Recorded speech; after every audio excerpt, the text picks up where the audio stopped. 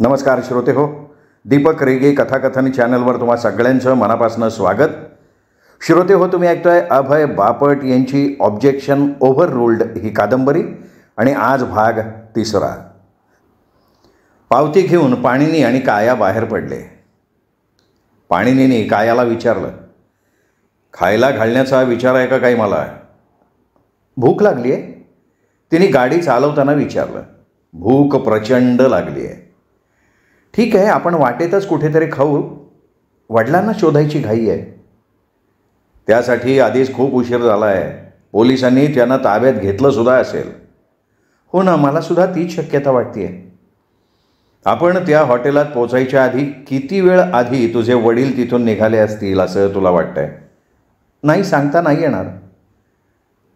मला आश्चर्य वाटतं बरं का.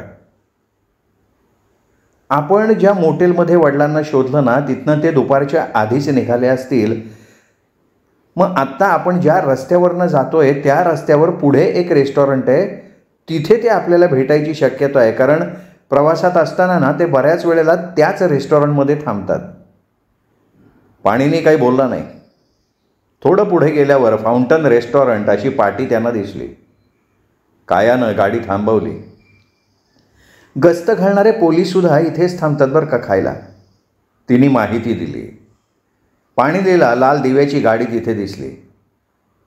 पोलीस पण इथेच थांबलेत आणि हे गस्त घालणारे पोलीस नाही आहेत बरं का, पाणिनी म्हणाला आणि ते आत शिरले.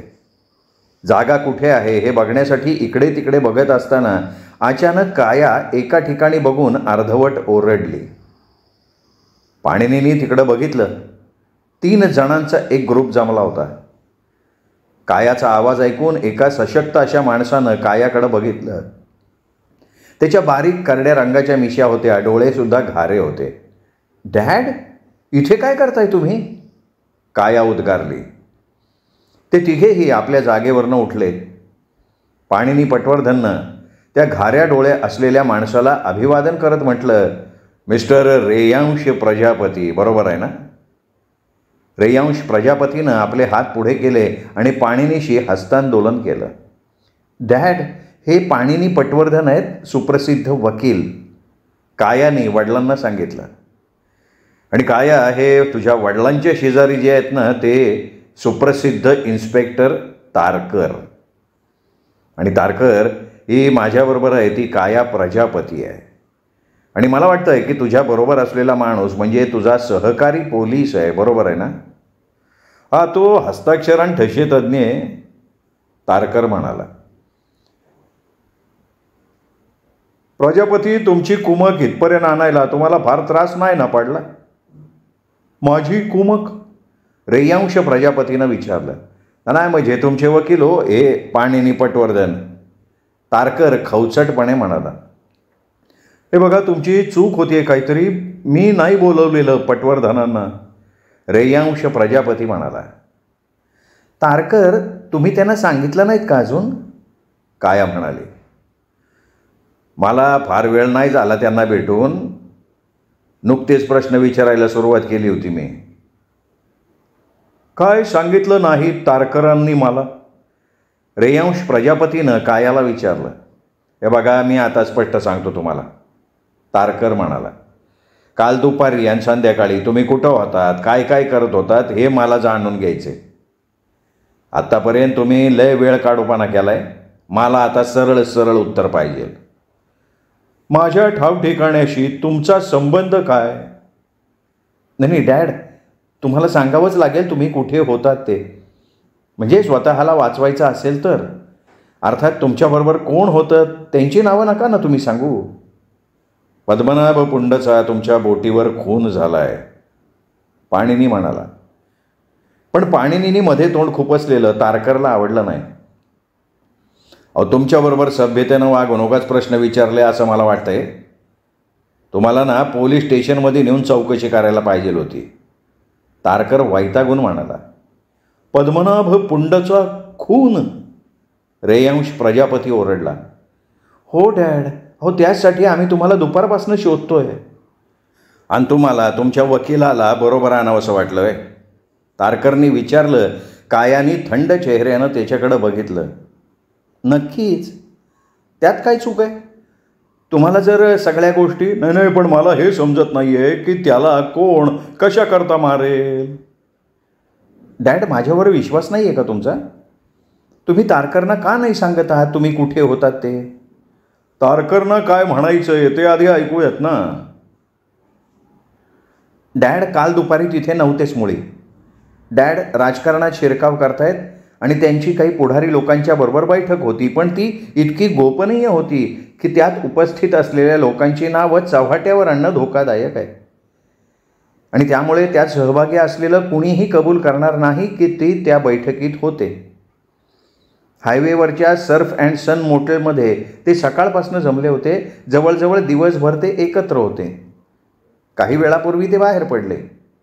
मी या रेस्टॉरंटमध्ये ते आहेत का हे बघायची एक संधी साधली आणि नशिबानं हे इथे भेटले. कायानं घाईघाईत सगळं सांगून टाकलं. माझ्या मुलीनं सांगितलं हे, पण मी त्याची हमी देत नाही. मला विचाराल तर मी ते नाकारीन. मिस काया, तुमच्याकडे काय पुरावा आहे का? तुमचे डॅड सर फॅन्सन मोटेलमध्ये होती याचा? नक्कीच आहे. ॲशट्रेत पडलेली राख, सिगरेटची थोटकं, दारूचे ग्लास, तुम्हाला हाताचे ठसेसुद्धा मिळतील. आम्ही त्या मोटेलच्या माणसाला सांगून आलो आहे की ती खोली आहे तशीच ठेव म्हणून. डॅड तर बाथरूममध्ये दाढीचं सामान तसंच ठेवून आलेत. काया म्हणाली, अरे देवा, माझा रेझर मी नेहमीप्रमाणे विसरलो तिथेच. रेयांश प्रजापती उद्गारला. दाढीच्या सामानाच्या व्यतिरिक्त तुमच्याकडे काय पुरावा आहे? डॅड, त्या रूमची चावी तुमच्याकडे आहे का हो? कारण आम्हाला ती तिथे कुठे दिसलीच नाही. रेयांशचा हात आपोआप आपल्या पॅन्टच्या खिशात गेला. त्याच्या हाताला सर्फ अँड सन मोटेलची चावी लागली. त्याने ती बाहेर काढली. त्याच्या एका बाजूला मोटेलचं नाव होतं आणि दुसऱ्या बाजूला खोली क्रमांक 14 असं लिहिलेलं होतं. बघे, आमच्या खाण्याची ऑर्डर रद्द कर आणि काय तुझं बिल झालं असेल ना तर पटवर्धनकडनं वसूल कर. तारकरनी वेटरला बोलवून सांगितलं आणि तो तिथनं तातडीने बाहेर पडला. पाणिनी पटवर्धन आपल्या ऑफिसला आला. आपल्या जवळच्या किल्लीनं दाराचं लॅच उघडलं. आत बघतो तर सौम्या टेबलावर डोकं ठेवून हात उश्याशी घेऊन चक्क झोपलेली दिसली. काय गं, तू अजून घरी नाही गेलीस? तुम्ही कायाबरोबर गेलात ना, तिथे काय झालं याची उत्सुकता होती, मग थांबले मी इथेच. जेवण तरी झालंय का तुझं? नाही, मी बाहेरनं सँडविच मागवले फक्त. हे बघ, तू आता तातडीनं घरी जा. इथून पुढे मी तुला कायम माझ्याच बरोबर नेत जाईन, म्हणजे तुझ्या खाण्यापिण्याच्या सवयी तरी नियमित राहतील. पाणिनी म्हणाला आणि मग पाणिनीने तिला सर्व हकीकत कथन केली. त्यानंतर पाणिनी तिला घेऊन एका छान रेस्टॉरंटमध्ये गेला. त्यांना ओळखणारे वेटर लगेच तिथे धावत आले. त्या दोघांनी त्यांच्या ऑर्डर्स दिल्या. सौम्यानं तिच्या पर्समधनं कनक ओजसनं दिलेले रिपोर्ट आणि फोटो बाहेर काढून पाणिनीकडे दिले. अत्यंत सविस्तर असा एक टाईप केलेला अहवाल आणि त्याला जोडलेला एक सारांश असं त्याचं स्वरूप होतं. खाता खाता पाणिनीने त्याच्यावर नजर टाकली. सारांश लिहिलेलं पान सर्वात वर होतं. पाणिनीने ते पहिल्यांदा वाचायला घेतलं. सारांश. पाणिनी, सविस्तर जोडलेल्या अहवालाचा आणि त्यासोबतच्या फोटोंचा हा सारांश आहे. रेयांश प्रजापती हा सावकारी करतो, पण फार धोका पत्करणारा सावकार तो नाही. पद्मनाभ पुंड आणि सम्यक गर्ग या दोघांनी त्याला कुक्कुट पालनाच्या धंद्याला जागा खरेदी करण्यासाठी मोठी रक्कम उभारण्यासाठी भरीला पडलं. तुझा एक अंदाज बरोबर ठरला आहे की ती जमीन भविष्यात धरणाखाली जाणार आहे, त्यामुळे त्या जमिनीला किंमत आहे. सम्यक गर्गला माझ्या माणसांनी नजरेखाली ठेवला आहे. खून हा बोटीवरच झाला आहे, शुक्रवारी संध्याकाळी. ही बोट साधारण 35 फूट लांबी असलेली आहे.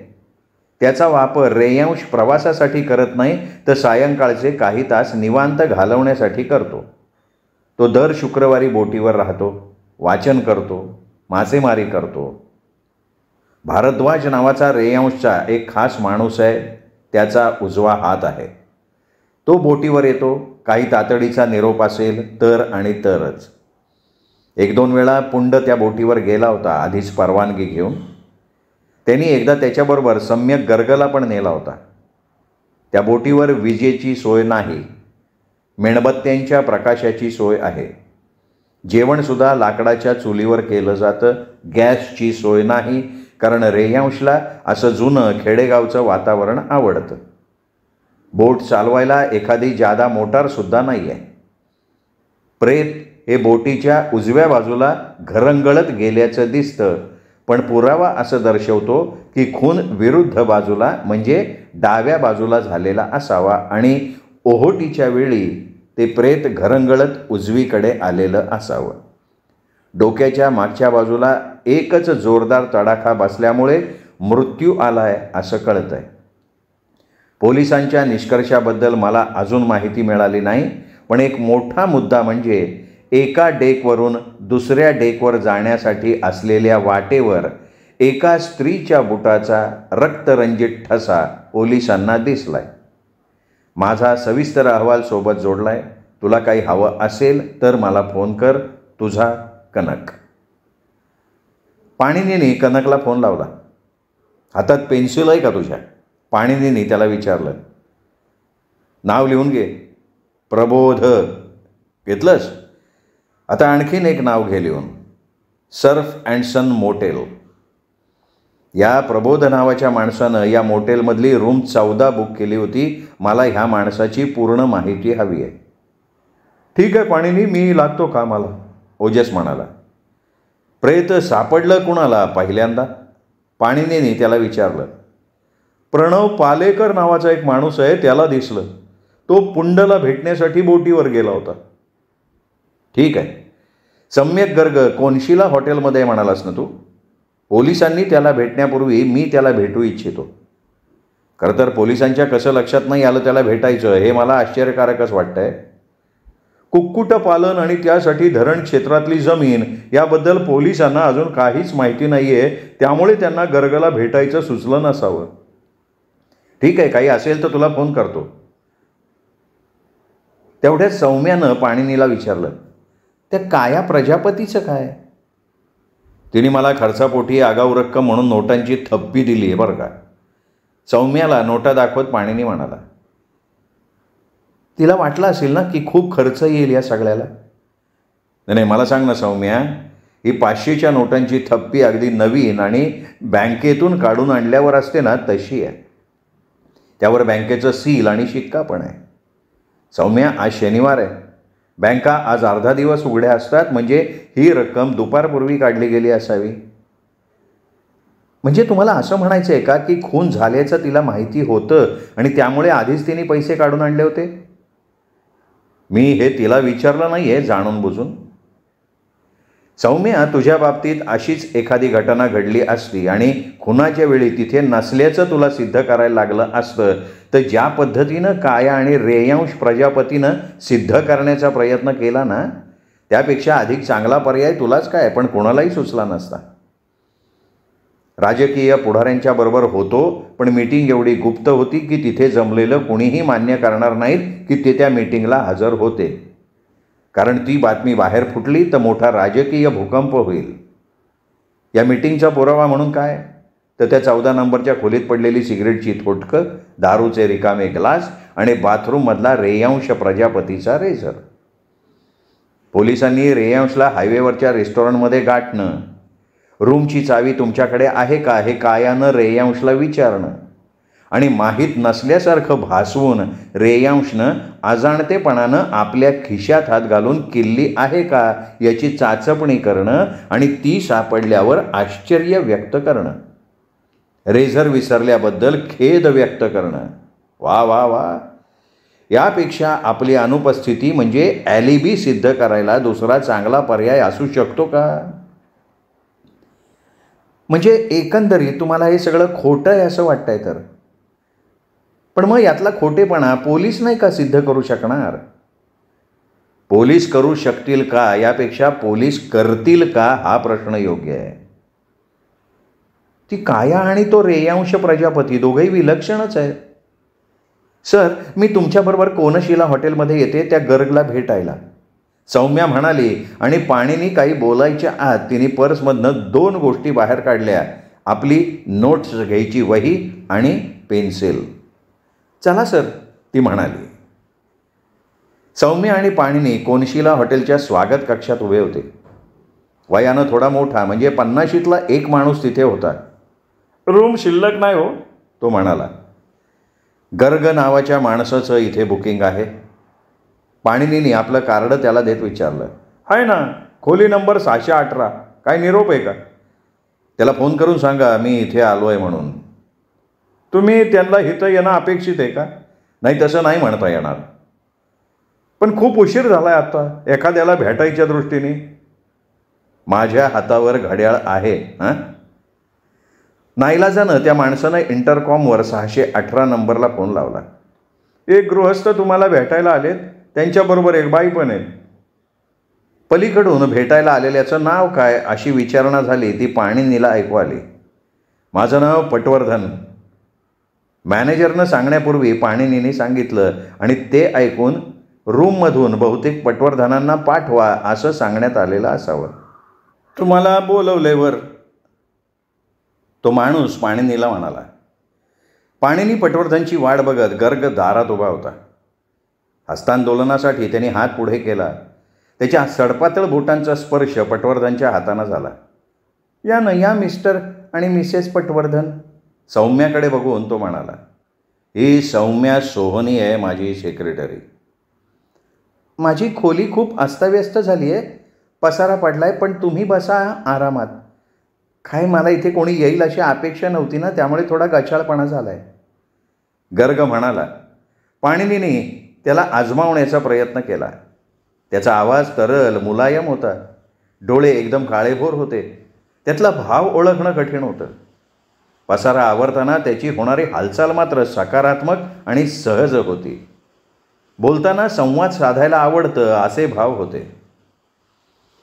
तुझ्याकडे येणाऱ्या सर्वांचंच तू एवढ्या आत्मीयतेनं स्वागत करतोस का? आम्ही जर देणग्या गोळा करायला किंवा पुस्तकं विकायला आलो असू तर? गमतीत त्याला पाणिनीने विचारलं.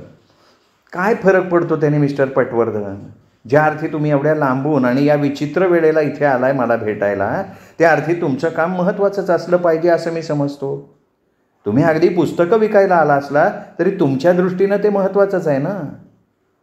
काय आहे, मी स्वतः एक विक्रेता आहे आणि माझं असं मत आहे की प्रत्येकाचं म्हणणं ऐकून घेतलं जायला पाहिजे. नाही, दृष्टिकोन चांगला आहे तुमचा. मी कोण आहे, मी काय करतो तुम्हाला माहिती आहे? नाही. मी पटवर्धन, वकील आहे. पटवर्धन, परिचित वाटतंय नाव. पाणिनी पटवर्धन तर नाही ना? वाव, चांगला योग आला आज. मिसेस पुंड म्हणाली मला तुम्ही फोन केला होतात म्हणून. तू ओळखतोस तिला चांगलं? अर्थात. तिच्या नवऱ्याला सुद्धा अगदीच चांगलं ओळखतो. तर मग मला सांग, तिने शुक्रवारी बाहेरगावी जायचा बेत अचानक रद्द का केला? गर्गचा चेहरा आणि डोळे निर्विकार राहिले, पण तो त्याच्या आवाजातला बदल लपवू शकला नाही. तो दुखावला गेलाय असं पाणिनी पटवर्धनला जाणवलं. ही गोष्ट कुणाला माहिती असेल असं मला वाटलंच नाही. मला माझ्या प्रश्नाचं उत्तर मिळेल का? तुम्हाला ज्या गोष्टीत रस आहे त्याच्याशी या उत्तरानं काही फरक पडणार नाही. अच्छा, म्हणजे थोडक्यात मी यात पडू नये असं तुला म्हणायचं आहे? नाही, बिलकुल तसं काही नाही. मला एवढंच म्हणायचं आहे की मी तुम्हाला सर्व बारकाव्यानिशी तपशील देऊ शकत नाही आत्ता. का नाही देऊ शकत? खरं म्हणजे मी स्वतः तिला बसस्टँडवरनं परत आणण्यात कारणीभूत होतो. त्यात काही खाजगी विषय आहेत. पद्मनाभ पुंड हयात असता तरी त्यानं ही गोष्ट सांगायला परवानगी दिली नसती. हे बघ गर्ग, मी आणि पोलीस एकाच वेळी त्याच्या खुनाचा शोध घेतोय. मी तुला आत्ता जो प्रश्न विचारला तोच पोलीस तुला विचारणार आहे. पण बसस्टँडवर काय घडलं हे तुम्हाला कसं काय समजलं? मी तुला सांगितलं ना, मी त्या खुनाचा शोध घेतोय आणि माझं मत आहे की तिने परगावी जायचा बेत रद्द केला. ह्या गोष्टीचा त्या खुनाशी मोठा संबंध आहे. पाणिनी म्हणाला. नाही हो, नाही. गर्ग म्हणाला. हे बघ, ते मी ठरवीन. नाही, तुम्ही मला अजून सांगितलंच नाही ना की तुम्हाला कळलं कसं. मी नाही सांगू शकत मला कसं समजलं ते, आणि मला ते सांगायची गरजसुद्धा नाही आहे. सॉरी, पण मला नाही पटत तुमचं म्हणणं. ठीक आहे, मला जर समाधानकारक खुलासा नाही मिळाला तर मी पोलिसांकडे जाऊन सांगीन, मग ते घेतील तुझ्याकडनं खुलासा.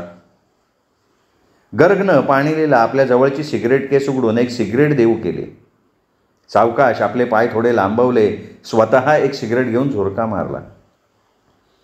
मला वाटतं हे सगळं करण्यात तू मुद्दाम बराच वेळ घालवलास आणि तेवढ्या वेळात मला काय उत्तर द्यायचं याचा तू विचार करून ठेवला असशील. मला वेळ मिळाला पण उत्तर नाही सुचलं. गर्गनं मोकळेपणानं कबूल केलं. आरामात सांगतो आता. निवांतपणे पाय लांब करून खुर्चीत रेलत पाणीनी म्हणाला. दिव्याची पार्श्वभूमी तुम्हाला माहिती आहे? गर्गने विचारलं. नाही, बिलकुल नाही. भावनिक दृष्टीनं ती एकदम खचलेली स्त्री आहे. म्हणजे काय नक्की? म्हणजे तिला एकदम झटके येतात. व्यावहारिक भाषेत ती वेडी वगैरे असं सुचवायचं आहे का तुला? नाही नाही, तशातला भाग नाही आहे. आपल्याच विश्वात रमणारे जिप्सी लोक कसे असतात ना, तशी आहे ती. म्हणजे काही काळापुरते तिला झटके येतात. अर्थात त्यातून ती आपोआप लगेच ठीक होते सुद्धा. तुझं आणि तिचं काही लफडं वगैरे? मी तिचा चांगला मित्र आहे फक्त. तिचं मन ती माझ्यापाशी मोकळं करू शकते. पद्मनाभशी लग्न करून ती पस्तावलीच होती. ती पद्मनाभला एक चिठ्ठी लिहून बसस्टँडवर आली होती. तिच्या प्रियकराला भेटायला जाण्यासाठी पद्मनाभला सोडून त्याला घटस्फोट देणार होती ती. तिचा असाच स्वभाव आहे. एखाद्यावर प्रेम करते म्हणजे जीव ओवाळून टाकते आणि कायमच तिला कोणावर तरी असं जीव लावायला आवडतं. तू फार तिची बाजू लावून धरतोयस. तिचा स्वभाव तुम्हाला कळावा हा हेतू आहे माझा. बरं ठीक आहे, ती बसस्टँडवर पोचली. पुढे तू काय केलंस? मी थांबवलं तिला, कारण मला माहिती होतं की ती तिच्या प्रियकराकडे गेली तर जास्त दुःखी होईल, त्यापेक्षा इथे राहिलेली बरी.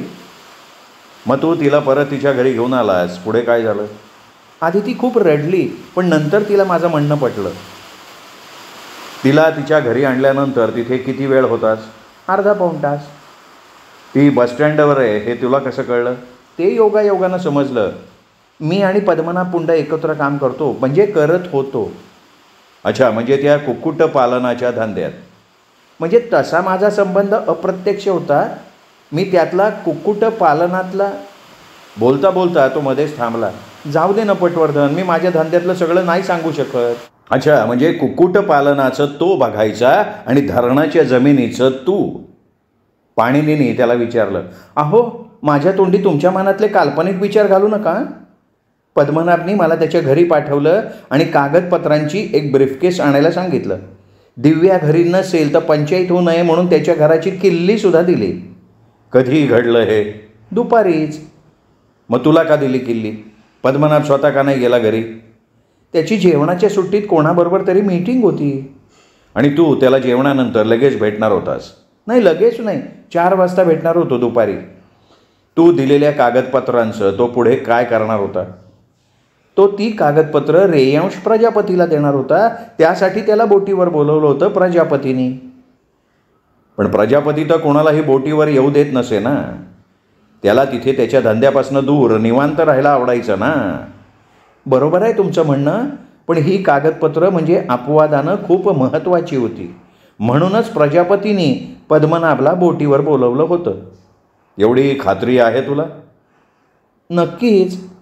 उद्या जर असं सिद्ध झालं की रेयांश प्रजापती शुक्रवारी बोटीवर नव्हताच आणि येण्याचा मानसही नव्हता त्याचा, तर?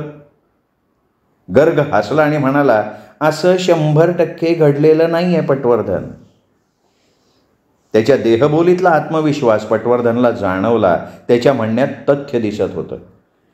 ठीक आहे गर्ग, तू कागदपत्र आणायला तिथे गेलास. पुढे? ही चिठ्ठी टेबलावर उशीला टाचून ठेवली होती. तू काय केलंस त्याचं? वाचलीस आणि तिथेच ठेवलीस चिठ्ठी? छे, मी लगेच खिशात टाकली माझ्या.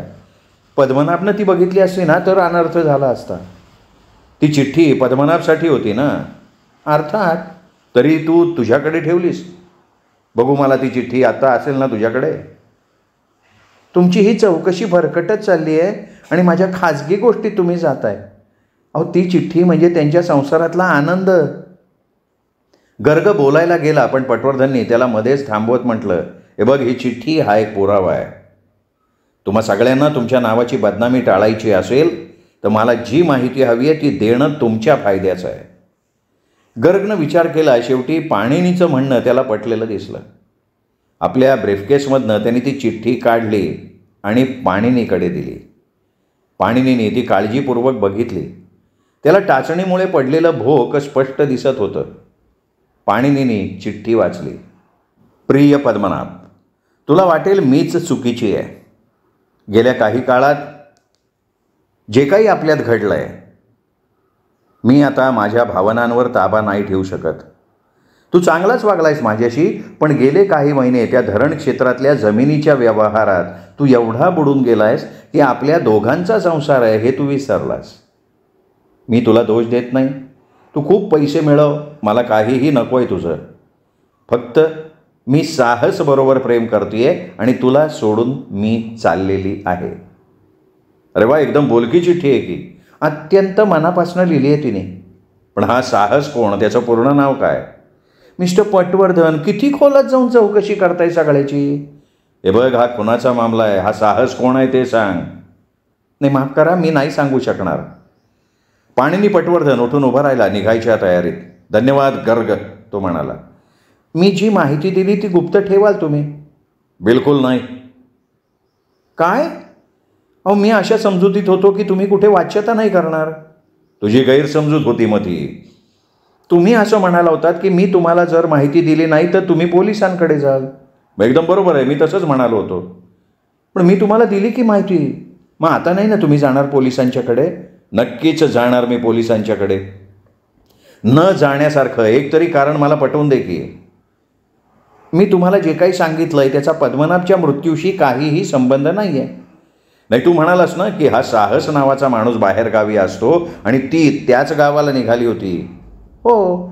त्यांनी कधी तिला चिठ्ठ्या चपाट्या पत्र लिहिली आहेत का रे? पाणिनीने विचारलं आणि गर्गनं पाणिनीची नजर टाळली. अरे सांग बाबा, पोलीस हे सगळं चव्हाट्यावर आणणारच आहे.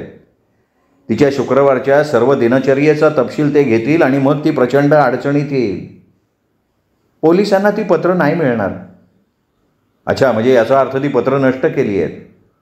याचा अर्थ ती पोलिसांना मिळणार नाहीत. अचानक पाणिनीने गर्गची ब्रीफकेस उचलली.